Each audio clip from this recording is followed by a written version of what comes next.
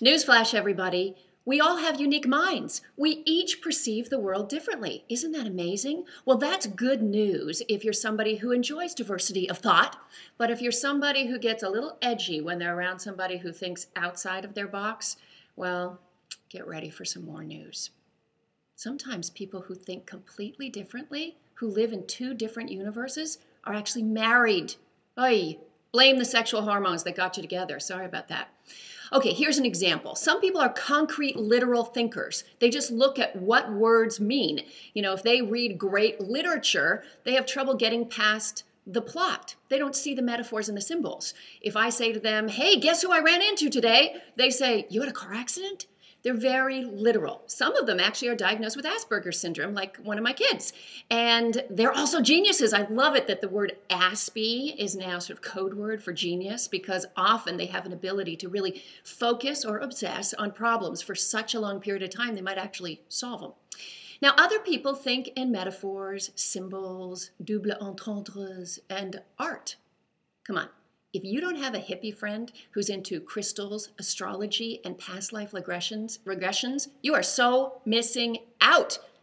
Now, are these people who think in symbols less intelligent than concrete thinkers? No way, but they are more fun at parties, let me tell you that. Okay, so that's one way we think differently. We all know, of course, pessimists and optimists. There's those optimists looking at that half full glass while the pessimists are checking to see who's the robber who stole half their drink. I often wonder if pessimists and optimists are born or taught. I think it's a bit of both.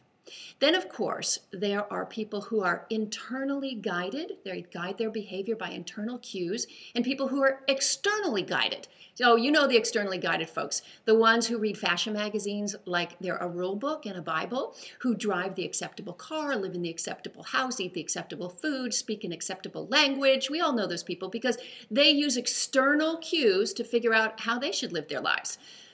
I'd go crazy if that was me. Because if I had to worry about what anyone else out there thought of me, I'd implode, because I've got generals inside my head that are telling me every day what I'm doing right and what I'm doing wrong. I'm internally more defined.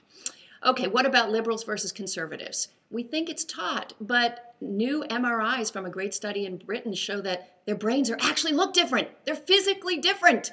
Now, which came first, the chicken or the egg? I don't know. You asked the question.